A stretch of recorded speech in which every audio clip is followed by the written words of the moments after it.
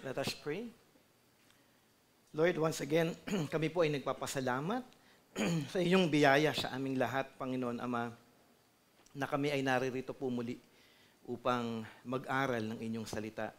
At aming dalangin lamang, Panginoon Ama, na muli na bigyan niyo po kami ng puso na tunay na may pagnanais, Panginoon Ama, na makilala ka, makinig, Panginoon Ama, sa inyong salita at matuto at maunawaan ang bawat katotohanan, Panginoon Ama, na inyo pong iyahayag.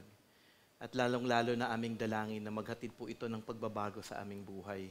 Na tunay nga, O Diyos, na sa bawat salita po ninyo na iyahayag sa amin, ay makatulong sa aming paglago sa wangis po ni Kristo Jesus. Dahil ito din po ang inyong nais at ang inyong pangako, Panginoon Ama, na ang inyong katotohanan lamang ang siyang tunay din na makakapagbigay ng pagbabago sa aming mga buhay. Kaya tulungan niyo po kami na makinig po ng mabuti, mag-aral po ng mabuti, at tunay na makilala po kayo ng lubusan. Bless each one and thank you once again for this blessed morning. In Jesus' name we pray. Amen. Na-try niyo na po ba na makapakinig ng podcast? Siguro para sa mga kabataan, mas naintindihan po nila yun. Siguro sa mga oldies na katulad ko po, ay parang DZAS siya. Okay, parang ganun siya. Listening to a radio. Hindi ko alam kung naabutan niyo 'yon, pero until now meron pong mga radio programs na nakakatulong para sa atin na makapakinig ng salita ng Panginoon. Ngayon lamang po, ang difference lamang po nito ng podcast at ng radio station before was kailangan mong antayin. Tulad ko nyari nung kay Jurem before, ng kay John MacArthur, may oras yan, around 6 p.m. yata yun, o 5:30, 6 p.m., 6:30, something like that, yung oras na yun. So, aantayin mo yon sa radio para mapakinggan mo. Ang difference po ng podcast is that you can listen to it anytime. Yun yung kagandahan ngayon. So, because mas high-tech po tayo sa ating panahon ngayon. May podcast po si John MacArthur, although hindi po siya yung nagpa-podcast po dito, pero yung Spotify name po niya is the MacArthur Center Podcast. Okay, yun po yung title po noon. You can look to that at maganda po yun. At actually, natapos ko na po lahat ng mga episodes ng podcast na ito. Nakatatlong season na po yata sila. At I'm waiting for the next season. Meron pong isang episode dito na napakinggan ko at maganda ang mga itinuro po doon in terms of regarding kay John MacArthur. Yung title po, if you can look for it, is When Believers Stop Believing. Okay? As an introduction, nabanggit ang mga naging kaibigan actually ni John MacArthur noon, nung siya po ay bata pa siya, nung Christian na po siya at that time, kasi ang kanyang father ay pastor po. Meron po siyang high school friend, kinikwento po doon, pareho po silang active sa church. After high school, close po sila talaga at that time, pero after high school, they went to college at one time, nagkita daw sila, at syempre, nagkamustahan sila, sabi ng kaibigan niya, na siya daw ay isa ng atheist. Yan yung kaibigan niya ng high school, tapos after nilang mag-high school, atheist na po daw siya. And then, nagkaroon siya ng bagong kaibigan during college years. May college friend po siya. Naging malapit din siya sa kaibigan na ito. Sabi nga doon, really close buddy, sabi ni John MacArthur. Active din sa church at naging youth pastor pa ng kanilang church.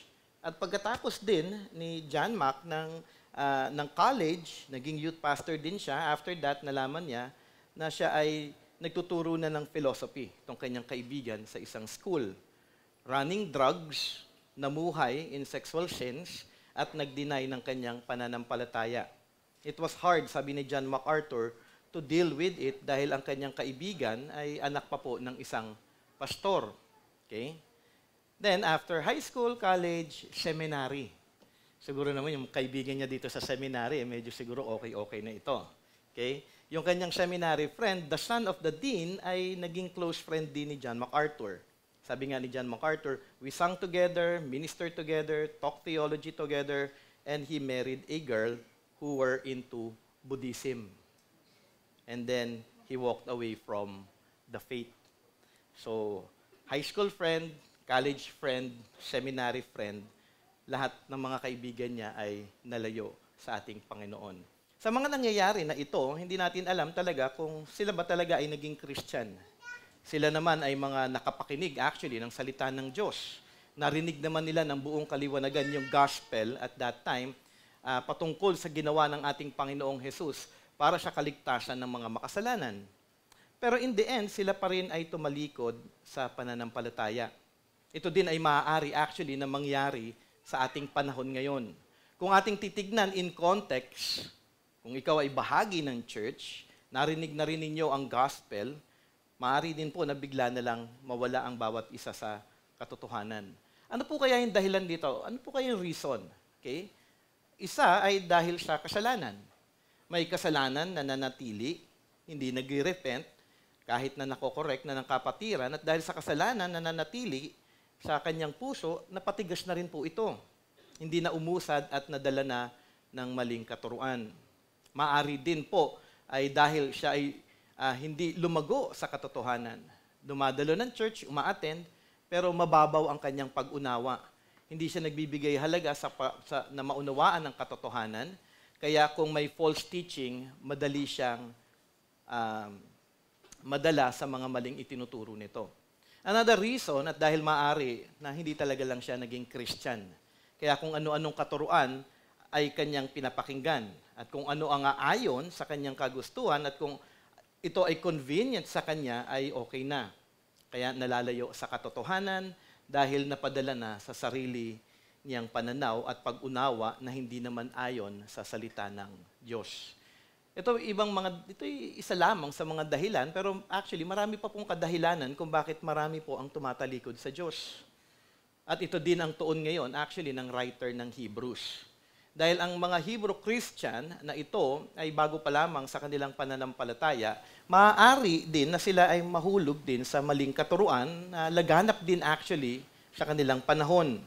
At ayaw ng writer actually na sila ay malayo sa Diyos at sila ay hindi na rin magpatuloy. Kaya ito yung paalala, okay? At warning ng writer sa Hebrews na sa kanila. Ating basahin ang ating passage ngayong umagang ito in Hebrews chapter 13 verse 9 to 16. Hebrews chapter 13 verse 9 to 16. I'll be reading in ESV version. Sabi po dito, "Do not be led away by diverse and strange teachings.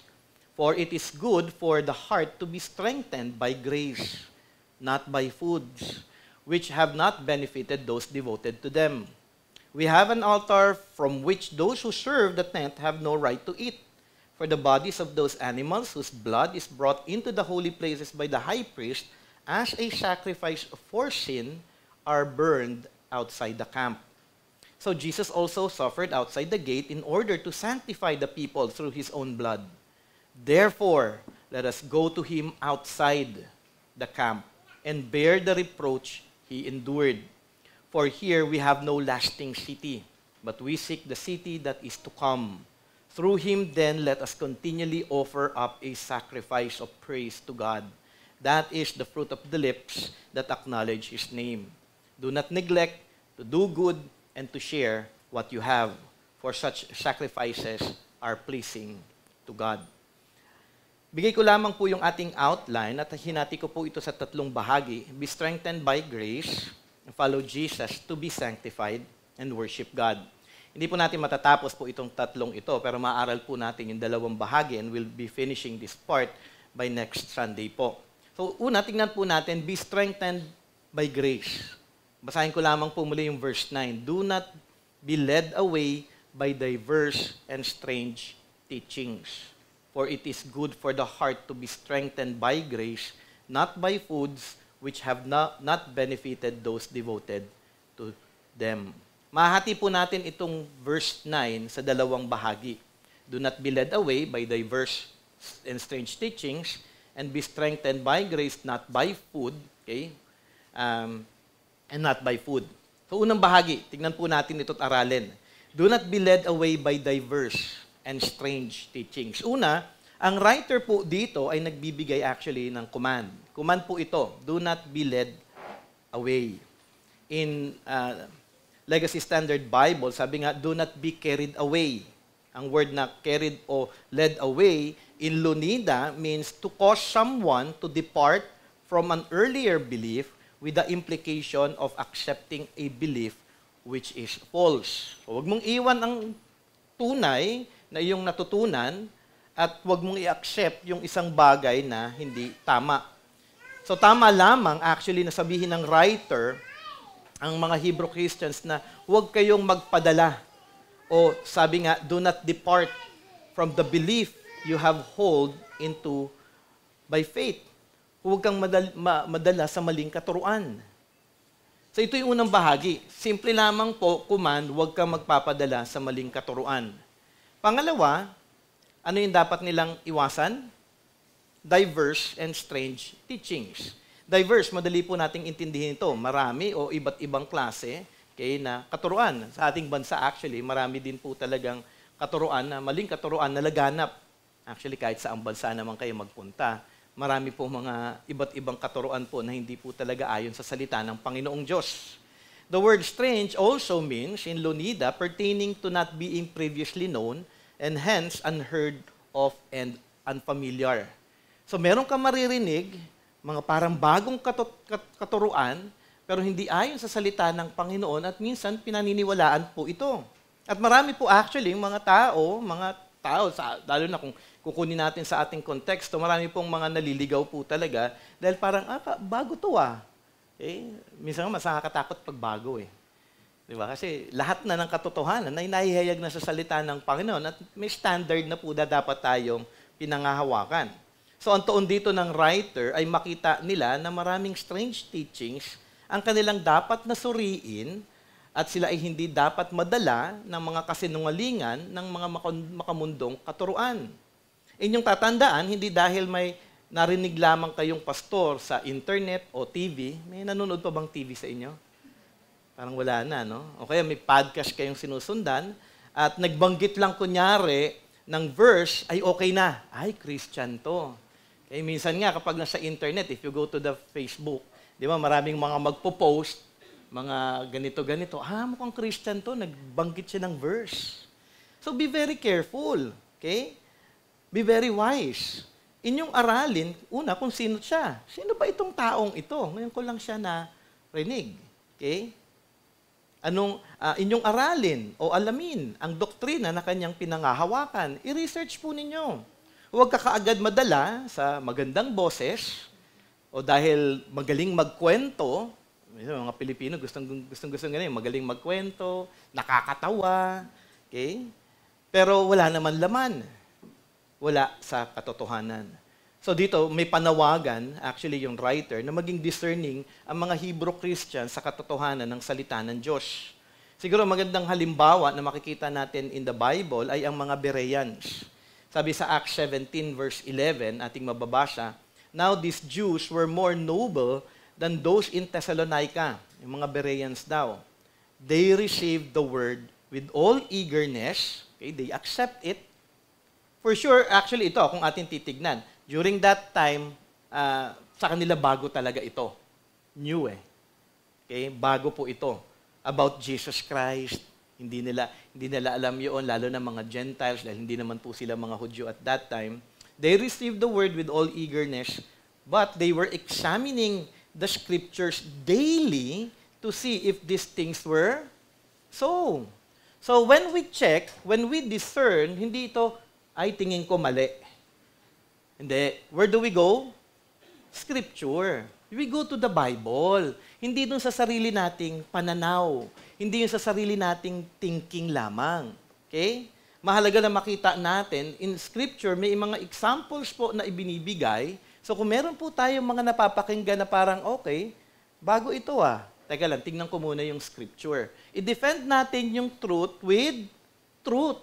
Okay? Not with our own understanding. So maging maingat po tayo. I remember when we attended a conference sa, kalimutan ko yun, sa may Strange Fire.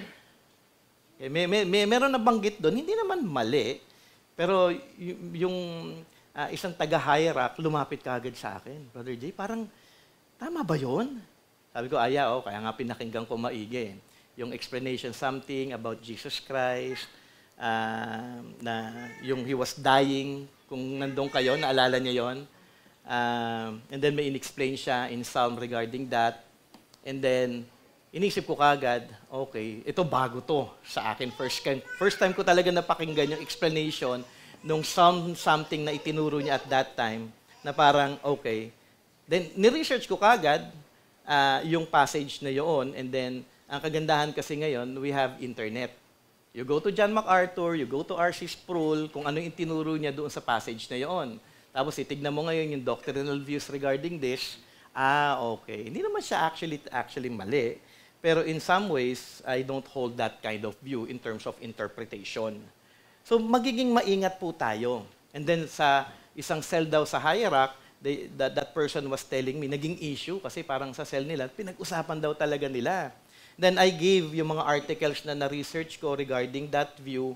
Tapos sinabi ko din yung mga passages that nag-pop up sa mind ko, mga scriptural verses regarding that. At nakatulong yon para sa kanilang lahat. So kung meron kakaiba, go to the Word of God. Okay? Go to the Word of God. Tignan natin ito. For the past weeks yata, kung yung maririnig, sa Facebook may lumabas na yung wrong understanding o definition ng Yahweh. Okay, yung Yahweh daw is masama. Okay, ito daw ay hindi daw benevolent God. So you go to the scripture, ano ba yung word, ano ba yung name na Yahweh? Okay? So you go and understand it, and Yahweh actually, ito yung word, three-letter word na YHW in Hebrew, na pangalan ng ating Panginoon, na siya yun, isa lamang ang ating Panginoon Diyos. At ang ating Panginoon Diyos ay hindi masama. Okay? So may magde-define mali, gagamitin niya. Actually, if you go to that understanding, nahulog siya sa false teaching ng Marcionism. Okay? So marami na po kasing, actually, wala pong new talaga ngayon na teaching. Lahat po ng false teaching ngayon, naging false teaching na before. Inuulit lang nila yan. Paulit-ulit lang yamang yan. So you go and understand, and study it, understand it, para hindi po tayo mag-fall into false teaching. Kasi marami po talagang maling mga pagtuturo. Kaya nga sabi ko sa inyo, we are so blessed. Meron pong internet. You can go to your computer, to your cellphone. Kung meron po kayong mga question, go to Ligonier, go to Gaze to You, go to Desiring God. And I also go to Monergism. Monergism kasi is a reformed website, and maganda po ito. Siyempre, ang difference ko lang naman with Monergism, amillennialism sila at dispensationalism ako. So magkaiba lang kami regarding those things. Okay? So, but, actually maganda pong puntahan po yun. Unlike before, siguro kung iisipin natin yung panahon actually ng mga Hebrew Christians at that time, wala silang research. Di ba? Parang wala silang mapupuntahan.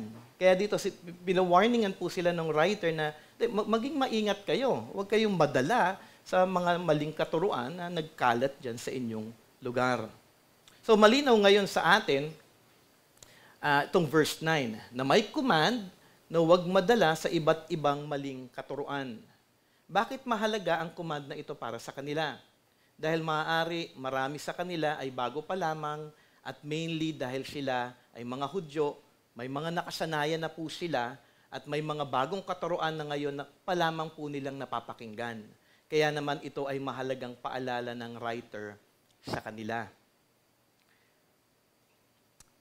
After that, kung ating pong titignan at as we continue, yung second part, be strengthened by grace, not by food. Kaya nga sabi dito, for it is good for the heart to be strengthened by grace, not by foods, which have not benefited those devoted to them. Bilang mga Hudyo, okay, may paniniwala sila na mahalaga sa harap ng Diyos kung ano ang kanilang kinakain at hindi kinakain. Okay, salamat kayo, hindi na kayo Hudyo, ano? May mga law about food ang bayan ng Israel. Okay, may dietary law po sila. Okay? Kung inyo pong i-research, marami po dito nakasulat po ito sa Leviticus. Pero tignan po natin yung Leviticus chapter 11. Doon po yun aking kinuha. Kung saan dinidetalye dito sa Leviticus 11 yung dietary laws na ibinigay ng Diyos. Dito itinuro sa kanila kung ano ang clean and unclean. Okay? Animals na pwedeng kainin. Sa atin ngayon, wala na. Lahat kinakain. No? Kahit insekto, kinakain. Ang tuon ng law na ito, ay para mapanatili sila na maging banal at maging malinis sa harapan ng ating Panginoong Diyos. So merong dietary law para maging clean sila, maging holy sila as they approach God. And at the same time, sabi nga, to set them apart from other nations. Kasi ang Gentile people before, yung ibang bansa, kain lang sila ng kain ng kung ano-ano. Pero dito sinasabihan sila in the Old Testament sa Leviticus, hindi, may pagkain lamang kayo na pwede nyong kainin. Ngayon nga, sa ating panahon, paboritong-paborito nyo yung bawal sa kanila. Okay? Yung baboy. Diba? Ayan, lilitsyonin nyo yan, kung ano-anong luto pang gagawin ninyo. Pero before, sa kanila, yun ay bawal. Ito ay ibinigay na paalala ngayon sa kanila ng writer, sa kanila, dahil maari na ito ay bahagi pa rin ng kanilang ginagawa at pinangahawakan sa panahon na yon. Kasi, syempre, Hebrew Christian, mga Hudyo yung kanyang kausap dito, yung context eh. Maari na may pa-hold pa sila doon sa mga dati nilang pinangahawakan na law. Maari din na dahil naging Christian na sila, meron ibang mga Hudyo na lalapit sa kanila at pinipressure sila, okay, patungkol sa kanilang kinakain. Uy, bawal mong kainin yan. Siguro susubo na siya ng baboy. Uy, bawal yan. Ano lang, Siyempre, exaggerated po yun. Pero meron maaari na nagpe-pressure sa kanila na itong mga ito bawal, ito bawal, ito bawal, na hindi na naman actually pinagbabawal ng ating Panginoon. Pero malinaw sa passage na ito na tinutuwid sila ng writer na ang kabanalan at ang pagiging malinis o pure sa harap ng Diyos ay hindi sa pamamagitan ng pagkain, kundi sa biyaya ng Diyos lamang. Yun po yung mahalaga dito. May food, akala nyo ito ay magiging sanctified kayo dahil hindi mo kinakain yan. Okay? Hindi na yan ngayon ang batas. Kaya sabi ni Paul in 1 Corinthians chapter 8 verse 8, food will not commend us to God. We are no worse of it if we do not eat, and no better off if we do. So wala nang tulong yung pagkain. Dito actually si Paul sa Corinthians, tinuturuan sila regarding dietary laws. Sa New Testament, wala na ang dietary law. Wala na po yan. Wala nang pinagbabawal. Okay? At ito'y malinaw na itinuro din ni Paul kay Timothy sa 1 Timothy chapter 4, verses 1 to 5. Now, the Spirit expressly says that in latter times, some will depart from the faith by devoting themselves to deceitful spirits and teachings of demons through the insincerity of liars whose conscience are seared, who forbid marriage. Okay, meron silang mga ganyan, mga strange teachings. If who forbid ka na magpakasal, bawal magpakasal. Okay, who forbid marriage and require abstinence from food. Bawal mong kainin yan. That God created to be received with thanksgiving by those who believe and know the truth. For everything, ito na yung New Testament, for everything created by God is good and nothing is to be rejected if it is received with thanksgiving. For it is made holy by the word of God and prayer. So may paalala din si Paul kay Timothy na may mga false teachers na darating. Magtuturo sila ng kasinungalingan sa kanila at dito si Timothy ay pinaalalahanan ni Paul ng katotohanan. Maging si Peter, okay, ay tinuruan din ng Diyos patungkol sa pagkain at mababasa natin ito sa Acts chapter 10 verse 9 to 15. Kasi syempre bago pa lamang sila eh. So may mga bagay na itinuturo ang ating Panginoong Diyos sa kanila. The next day, sabi po doon sa Acts 10, 9 to 15, the next day as they were on their journey and approaching the city, Peter went up on the housetop about the 6th hour to pray. And he became hungry and wanted something to eat. But while they were preparing it, he fell into a trance and saw the heavens opened and something like a great sheet descending, being let down by its four corners upon the earth. In it were all kinds of animals and reptiles and birds of the air. And there came a voice to him, "Rise, Peter, kill and eat." But Peter said, "By no means, Lord, for I have never eaten anything that is common or unclean." Tanyo yung devotion ng mga Israelita before. Kahit kailan di pa siya daw kumain ng isang common or unclean food. Okay? And the voice came to him again a second time. "What God has made clean, do not call common." This happened 3 times. Sipin nyo yun, ano? Medyo matigas ang ulo ni Peter. This happened 3 times, and the thing was taken up at once to heaven. And then from that time, natuto na actually si Peter na hindi na nga talaga masama kumain ng mga dati na pananaw nila na ay magiging unclean sila.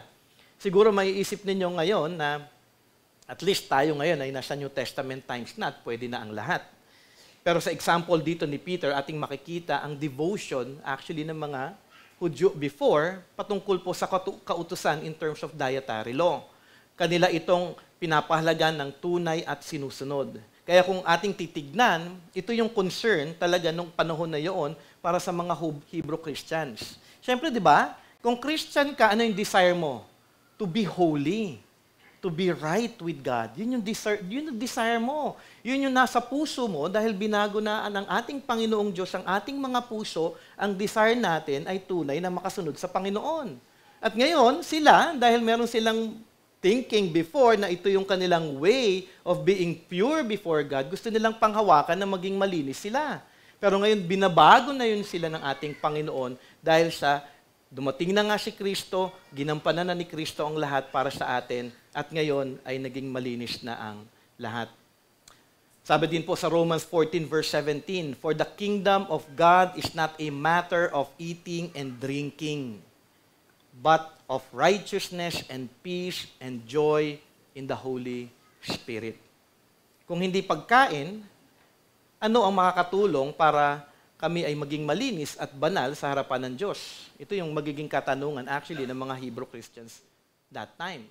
Okay, na malinaw naman na sinagot ng writer, it is good for the heart to be strengthened by grace. So, hindi pagkain ang makakapagpalinis sa iyo at makakapag-maintain sa iyo na maging pure at holy ka sa harapan ng Panginoon. Okay?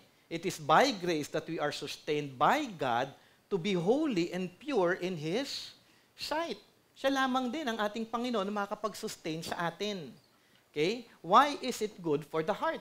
Yun yung magiging thinking natin dito. Bakit heart? Because the heart is the vital center of man's being and personality and the source of his conduct and character. Diba, nung inaral natin ito last Sunday sa Biblical Counseling about the heart, at nagkaroon pa tayo ng short, study with that ng inyong mga cell groups, at tinignan ninyo yung importance ng heart in the Bible. Kasi nga, kung sino ka, yun yung heart mo. At ano yung tinitignan ng ating Panginoong Diyos? Ang ating mga puso. Hindi yung ating nagagawa. Kasi pwede ka naman actually na gumagawa ka ng mabuti, pero yung puso mo, galit na galit. Diba? Kunyari daw, kumakanta ka, singer ka. Ganda ng pagkakanta mo, pero galit ka. Kasi hindi ako makakain ng chocolate. May chocolate doon. Bawal daw. Diba? So, alam mo yun, nasa heart pa rin natin eh. You may be serving, actually, here, kunyari daw, ushering ministry ka, no? Kipagkamay ka, pero late ka naman dumating. Alam mo yun, parang, alam mo yung puso mo, iba. Ayun, nag-serve ka kunyari sa children's ministry. Oy, mga kids ha, huwag kayong mag-away. Pero yung puso mo, titigas talaga ng ulo ng mga to.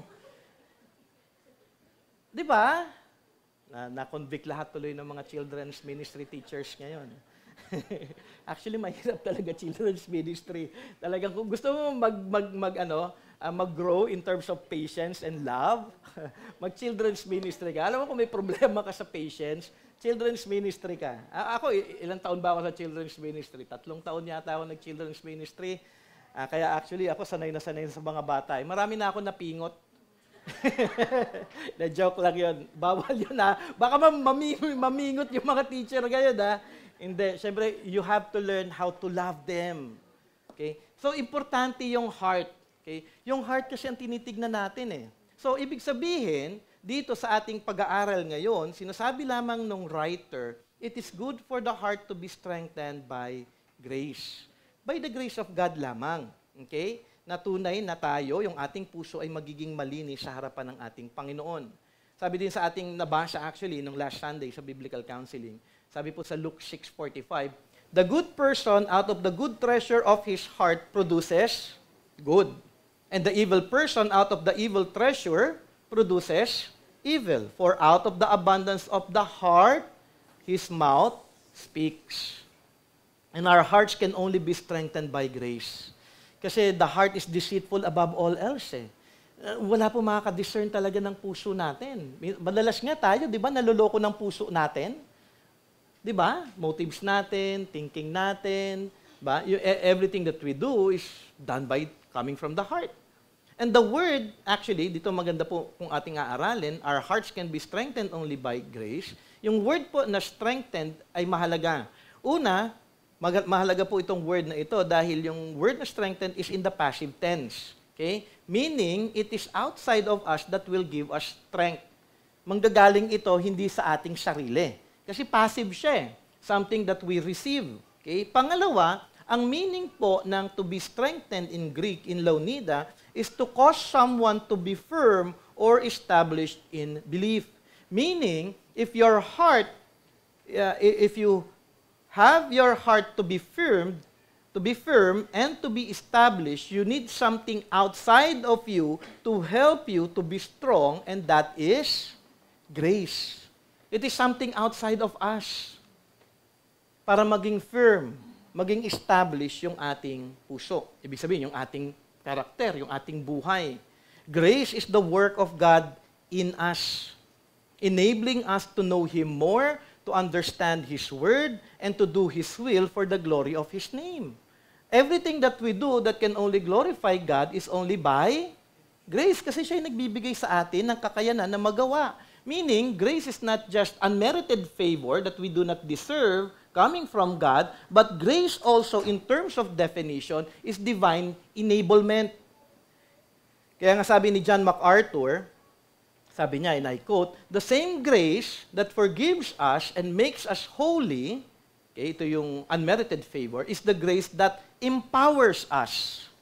So siya yung nag-i-enable sa atin. Grace ako na ligtas, nagpapatuloy ang Panginoong Diyos na kumilos sa atin na siyang nagbibigay ng kakayanan sa atin. Because we belong to Christ, we are continually in the sphere of grace. We are under grace. But to enjoy the sphere of blessing, we must live in the sphere of obedience. We will only receive God's grace if we also continue to humble ourselves before Him. Okay? Importante po na makita natin na okay, gusto mong mag-grow, then mag-grow ka in terms of humility. Kung ikaw mayabang, okay, feeling mo, alam ko na ito, feeling ko, kaya ko yan, ako gumagawa niyan, thinking mo, when you do something, kunyari, nasa ministry ka, kasi children's ministry ako, nagagawa ko yan, ang galing-galing ko, pride yun. Then akala mo, because of what you're doing, nagiging holy ka, nagiging okay ka before God, but that is not. Sa ating passage, sinasabi na hindi. The only way that we can only glorify God is something that is outside of us, enabling us, seeing na nagagawa ko ito, not because I can, but only because of the grace of God. And be reminded, if we want to receive God's grace, from moment to moment, James chapter 4, sabi nga, verse 6, "But He gives more grace." Therefore it says, God opposes the proud, but gives grace to the humble. So if you continue to go to God and ask the Lord, Lord, gusto ko po talaga kayong masunod, gusto ko po kayong mapaglingkuran, gusto ko po makapag-serve ng tama at makapagbigay ng kaluwalhatian sa iyo, tulungan niyo po ako. Lord, gusto ko pong maunawaan ang inyong salita sa aking pagbabasa. Tulungan niyo kong huwag makatulog. Diba? Kasi even yung ability to continue to read and study is by grace. Kasi minsan ang thinking natin, dahil talagang ako, reader ako eh. Hindi ako tinatamaan ng antok. Kahit anong libro ang iharap mo sa akin. Okay? Kahit na iharap mo pa sa akin, kunyari, wala na nga lang ngayon yun, yung yellow pages. Hindi ako maaantok basahin yun. Minsan kasi thinking natin because of our own ability or because of our own intelligence, kaya natin gawin ng lahat, but everything is by grace. So when you read, ask for grace. When you pray, Lord, help me to pray in line with your word. Ask for His help. And then, i-enable niya tayo. At sa bawat paglapit natin ngayon, yung heart natin, mapapakita natin sa harapan ng Panginoon na wala tayong kayabangan kung hindi fully na nakadepende lamang tayo sa Kanya. Kasi kinikilala natin na ang ating Panginoon lamang ang siya nagsusustain sa atin na magawa din ang kanyang kalooban para din sa kanyang kaluwalhatian. If we humble ourselves asking God to help us to do His will, know His word, grow in Christ, grow in love for others, even yung pag-ibig sa kapwa, Hindi dahil, alam mo, Brother Jay, ako yung pinaka-loving na tao sa buong mundo. Iharap mo na sa akin, lahat ng masasamang tao, love ko yan.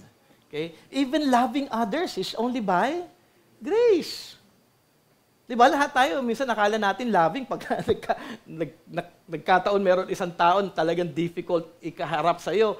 Talagang mata-challenge yung patience mo, mata-challenge talaga yung puso mo. Di ba? But we are only enabled to do that, to love others by grace. And all that God wants us to do for His glory, it is only by His grace we are able to do it. We are strengthened in our walk, in our faith, by grace. So, hindi food makakapag-sanctify sa'yo, hindi food ang makatulong sa'yo para maging tama ka palagi at makakasunod ka palagi sa harapan ng ating Panginoong Diyos. Kailangan natin ma-strengthened by grace. And then, dadagdagan actually ito ng writer. In Hebrews 13:10-14, sabi nga doon, follow Jesus to be sanctified. Okay? Verse 10-14, hindi ko na po babasahin, dadaanan po natin ito isa-isa para makita po natin yung kanyang direction. Ang writer po ngayon dito sa verse 10, kanya din itong i-expound ang kanyang paalala sa pagpapaliwanag niya sa una niyang paalala dito sa verse 9. Verse 10-11 ay tagpo sa ginagawa actually ng mga priest noong panahon na iyon. Part ng pagkain ng priest ay ang pagkain na natitira na inaalay. Okay? So, ibig sabihin, in the Old Testament, may mag-offer ng sacrifice, lulutuin nila yung sacrifice, di ba? I-burn nila yon. At yung natitira ng pagkain sa offering na yun ang pagkain ng mga priest. Okay? Makikita yung law na ito actually in Leviticus chapter 7. Okay? Let me give you a certain passage para maintindihan nyo yung verses 5-6. Sa Leviticus 7, para at least may idea lamang po kayo. The priest shall burn them on the altar as food offering to the Lord. So may offering of food offering. Okay? It is a guilt offering. Every male among the priests may eat of it. So ibig sabihin, yung mga inaalay doon, pwede nilang kainin. It shall be eaten in a holy place. It is most holy. So ibig sabihin, hindi nila pwedeng ilabas yung pagkain sa kanilang pag-aalay, doon lamang nila pwedeng kainin ito. Pero dito, sa verse 10-11, dito sa ating chapter na inaaral sa Hebrews 13, sabi dito, we have an altar from which those who serve the tent have no right to eat. Okay, bakit? Sabi sa Leviticus 7, may pagkain pwedeng kainin. Tapos pagdating dito sa Hebrews 13:10, meron sila, altar, nag-serve sila doon sa loob ng tent, pero hindi nila daw pwedeng kainin yung inaalay doon. Then verse 11, sabi po doon, for the bodies of those animals whose blood, ito yung reason kung bakit hindi nila pwedeng kainin, whose blood is brought into the holy places by the high priest as a sacrifice for sin. So yun po yung pinaka-main point. Sacrifice for sin are burned outside the camp. Lahat actually ng offering, biniburn ito, niluluto ito inside the camp. Maliban lamang doon sa sin offering, outside the camp. Okay? Itong sacrifice na ito, hindi nila pwedeng kainin. So, ano ang tinutukoy dito na sacrifice? Ang tuon actually ng author dito ay yung Day of Atonement. Okay? Ito yung Day of Atonement kung saan ang mga Hudyo at that time, magdadala sila ng mga sacrifices nila for sin. Nagkasala ako, kailangan ko ng sacrifice para mapatawad ako. Okay? Sabi nga ni Philip Hughes sa kanyang commentary, maganda yung pagkaka-explain niya dito, sabi po niya, and I quote, on this day of the year alone, the blood of the victim slain on the altar is brought into the sanctuary, that is the Holy of Holies, by the high priest. Yet those who serve the tent, namely the priest of the Levitical order, have no right to eat of this, the most portentous or solemn of all Jewish sacrifice. Kumbaga, ito yung pinaka-importanting sacrifice na ibinibigay. For on this day, the bodies of the sacrificial animals are totally burned outside the camp. Ito ay hindi pwedeng kainin dahil ito ay sacrifices sa sin. At hindi pwedeng makibahagi ang priest sa sin ng mga tao. So, ibig sabihin, itinatangi ito na hindi kayo pwedeng makibahagi sa kasalanan nila. Yun po yung point doon in the Levitical priesthood. Kaya sabi ng writer, ang sacrifices na ito ay sinusunog outside the camp. At ito yung picture na nais ng writer na ipakita sa mga Hebrew Christians at that time. Okay? Kung nais mo na maging banal, maging malinis sa harapan ng Diyos, go outside the sacrificial system. Dahil nagawa na ni Jesus ang lahat para sa iyong kaligtasan, pinagbayaran na ni Jesus ang lahat ng iyong kasalanan, nagawa na at nasunod na ni Jesus ng perpekto ang kautusan. Huwag kayong makibahagi pa sa dating kapamaraanan ng pagsasakripisyo. Wala na yan. Ang importante na ngayon ay si Kristo Jesus. Kaya sabi ng writer in verse 12, so Jesus also suffered outside the gate or outside the camp in order to sanctify the people through His own blood. Kaya naman ang pagkain ay hindi na mahalaga. Sino ang mahalaga? Si Jesus. Inyong sundin si Jesus ang panawagan dito ng writer. Huwag nyo nang isipin yung sacrificial system before. Tapos na yan. Nagawa na ni Jesus Christ everything para sa inyo. Kung nais ninyo ng kabanalan, ang panawagan sa passage na ating inaaral ay simple lamang. Follow Jesus Christ and be separate from sin. Yun po yung kailangan na gawin natin. At ito yung pinapaalala actually sa mga Hebrew Christians. Bago kasi sa kanila ito that time eh. Hindi nila alam na okay, nalinis na pala ako talaga ni Kristo Jesus. Malaya na pala ako dun sa mga sacrificial system na aming mga nakagawian.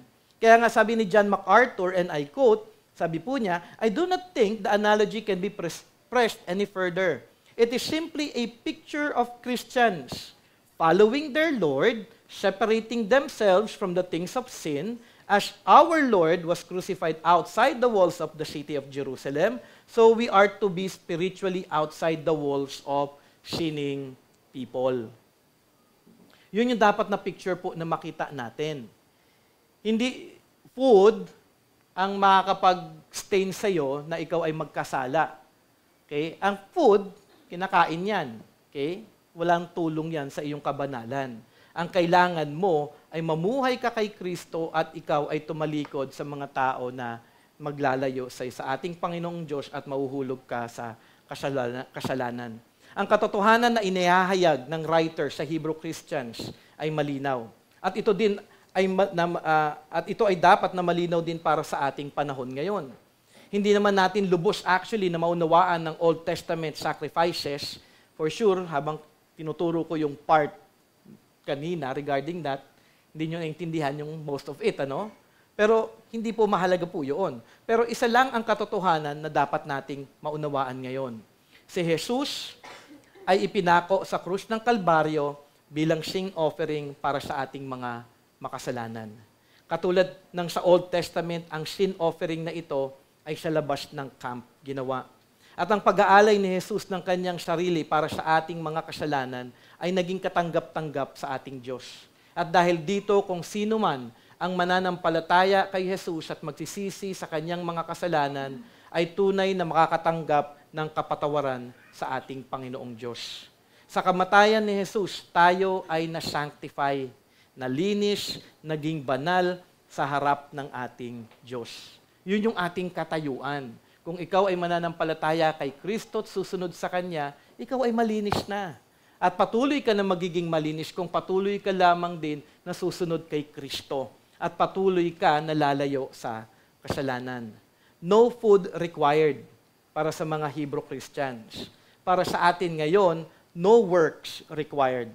Hindi po kasi nakakapagligtas po ang mabubuting gawa natin. We only need Jesus. Ito po yung kailangan natin at patuloy po itong ipinapaalala ng writer sa mga Hebrew Christians. Kaya nga ano yung buong tema ng Hebrews? The supremacy of Jesus Christ. Itinataas actually patuloy ng writer dito sa Book of Hebrews ang ating Panginoong Jesus. Kasi ang thinking po natin ngayon ay magiging banal ako kapag ako naging mabuti. Hindi po, naging banal po tayo at patuloy tayo magiging malinis, magiging lalago pa sa kabanalan kung patuloy po tayo natitingin lamang kay Kristo at tunay siyang susundin sa ating buhay. And then verse 13 ay may panawagan. So, malinaw na si Kristo ang sentro dapat ng kanilang buhay. Sabi niya, therefore, let us go to Him. Ang ating Panginoon, Jesus, okay? Outside the camp and bear the reproach He endured. Dahil sa ginawa ni Jesus, kayo ay nalinis na, napatawad na, bahagi na ng anak ng Diyos, ligtas na. Ang inyong gawin ngayon, kung ikaw ay Christian na, syempre mga Christian, kung kayo ay, bago kayong Christian ngayon, ano yung kailangan kong gawin? Okay? Ang iyong gawin ngayon ay magpatuloy kayo kay Jesus. Let us go to Him outside the camp and bear the reproach He endured. Suffer with Christ. Kung natanggap ni Jesus ang reproach, yung reproach nito, yung mga criticism at yung iba't ibang mga accusations ng mga tao sa Kanya, kung si Jesus, na-endure niya lahat ng mga bagay na ito o nagpatuloy siya kahit pa man may suffering, ikaw ay maging isa kay Kristo Jesus. Magpatuloy ka.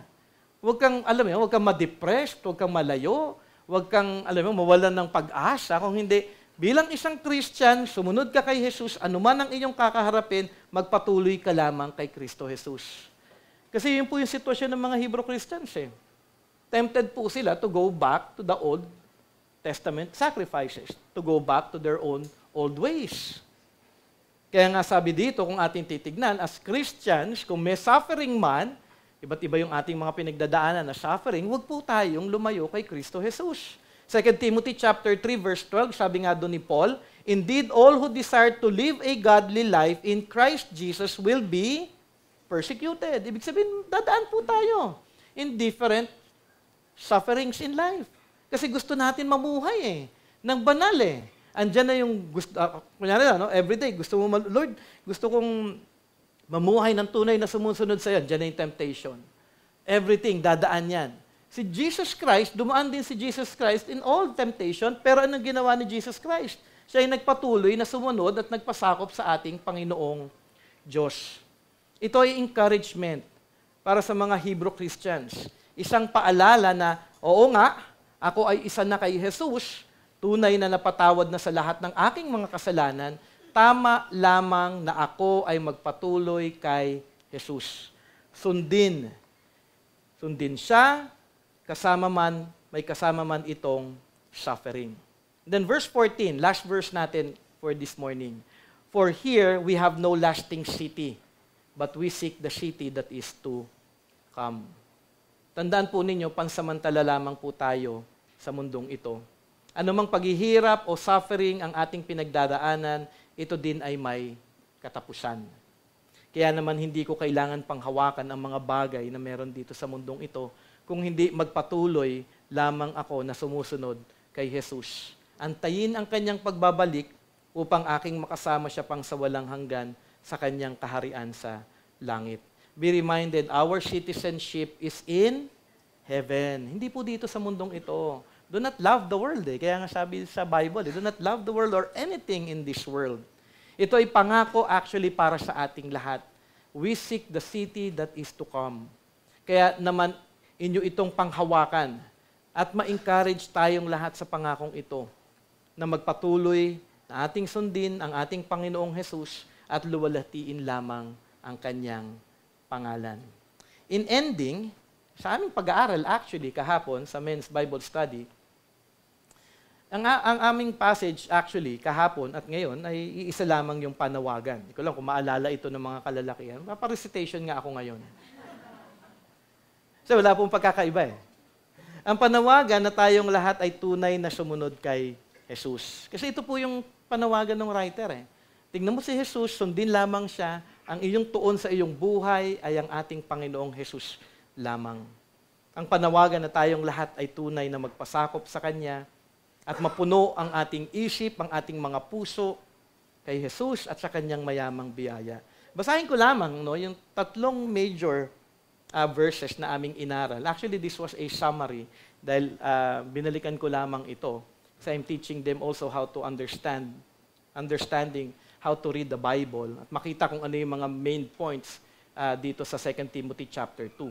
2 Timothy chapter 2 verse 1, the same po sa atin. Sabi dito ni Paul kay Timothy, "You then, my child, be strengthened by the grace that is in Christ Jesus." Kasi ito, bibigyan ko lamang yung context, sinusulatan ni Paul si Timothy bilang isang pastor dahil ang isang pastor at that time maraming pinagdaraanan. Okay, mahirap actually ang buhay ng isang pastor, especially nung panahon na yun. Kaya dito, pinapaalalahanan ni Paul si Timothy, mahirap, pero be strengthened by the grace that is in Christ Jesus. Marami kang mga challenges, maraming mga tao dyan na loko-loko. Alam mo yun, yung parang mga false teachers, mga bagong mananampalataya na mahirap turuan, mga matitigas ang ulo, maraming mga tao na kakalaban sa'yo, dadaan ka sa maraming persecutions. Siyempre, ang iniisip ni Timothy, paano ko makakapagpatuloy sa ganitong klaseng sitwasyon? Sabi ni Paul, be strengthened by the grace that is in Christ Jesus. Then 2 Timothy chapter 2 verse 3. Sabi doon, share in suffering. Di ba? Katulad din sa Hebrews 13 nating inaaral. Share in suffering as a good soldier of Christ Jesus. Marami tayong dinadaanan na sufferings. Iba't iba po ito. Hindi ko alam kung ano man ito na inyong pinagdadaanan. But in times of suffering, go to Christ. Be reminded of who Christ is. At ikaw ay makaisa lamang sa Kanya. Kung ito man ay persecution, meron kang mga tao na sinisharean, ayaw makinig sa'yo, o kaya ikaw man ay parang pinipersecute sa iyong pananampalataya, maybe it in work or in school, okay, sa iyong pagstand in terms of the truth, in terms of righteousness, people may alam mo yan, may sabihin sa'yo na hindi maganda. You may be facing those kind of sufferings, but it is part dahil ito'y napagwagian na rin ng ating Panginoong Jesus. So share in suffering Christ. And in ending, 2 Timothy chapter 2 verse 8, remember Jesus Christ, risen from the dead, the offspring of David, as preached in my gospel. In all of this, sabi ni Paul kay Timothy, sa iyong pagiging pastor, sa lahat ng iyong mga pinagdaraanan, iyon lamang palaging tignan at alalahanin kung sino si Kristo Jesus.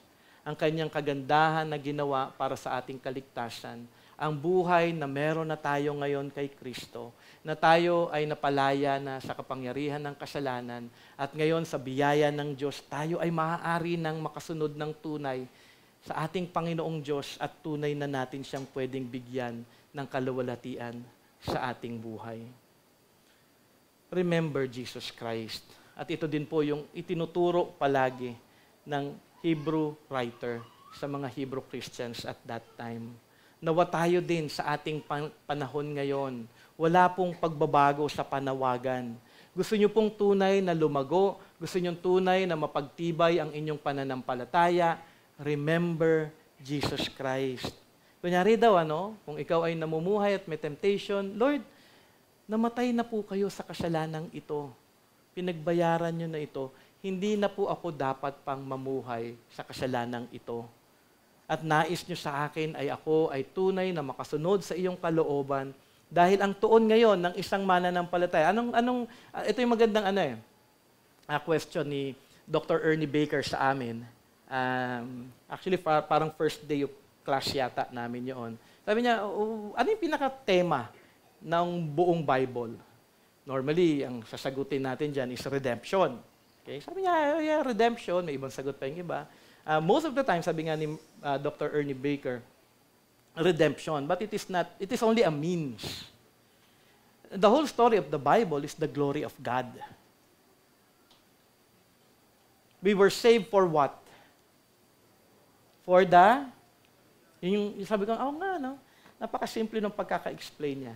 We were saved for the glory of God. Jesus Christ came here on earth to save us sinners, not for us to have a life of our own. Jesus Christ came here to save us from ourselves, from sin, so that we may live our lives not for us, but for God, for the glory of His name. Yun yung pinakatuon .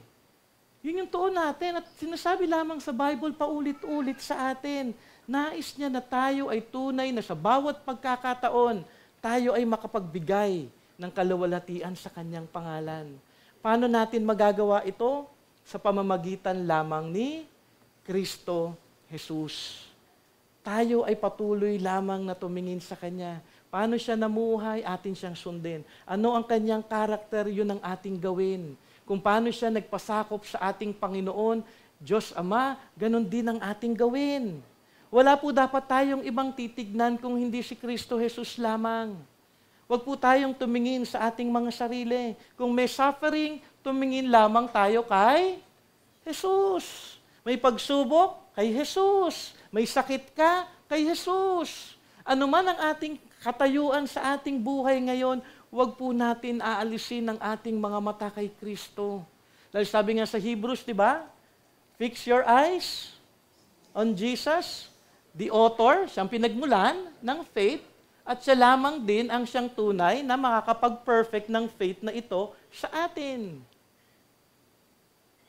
Kaya sabi dito ng writer sa Hebrew Christians, you look unto Jesus. He is truly supreme in everything.